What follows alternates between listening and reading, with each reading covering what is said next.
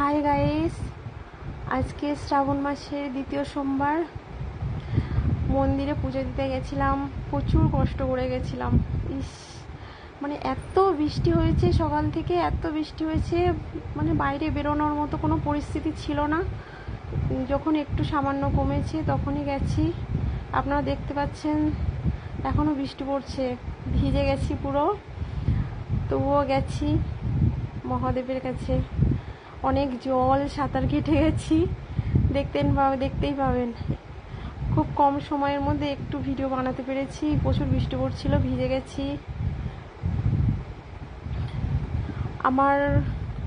আমার সঙ্গে অনেকেই গেছে, কিন্তু সবাইকে দেখাতে পারছি না বৃষ্টির কারণে। ফেরার সময় ভিডিওটা করতে পেরেছি, যেমন প্রচুর ভিড়ও ছিল।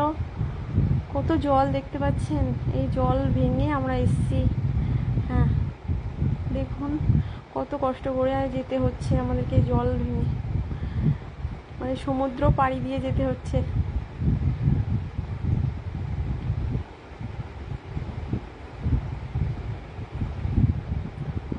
ভগবানকে দেখার জন্য কত সমুদ্র পাড়ি দিয়ে আসছি।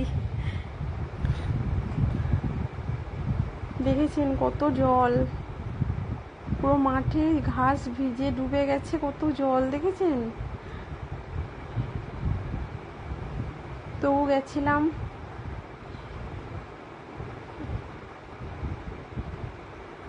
নিজেকে সেইভাবে দেখাতে পারলাম না কারো কাছে, কারণ নিজে একাই বৃষ্টির ভিতরে ক্যামেরাটা ধরেছি, বাট ভিজে যাচ্ছি তো, পড়ে গেলে ফোনটা, ওই জন্য।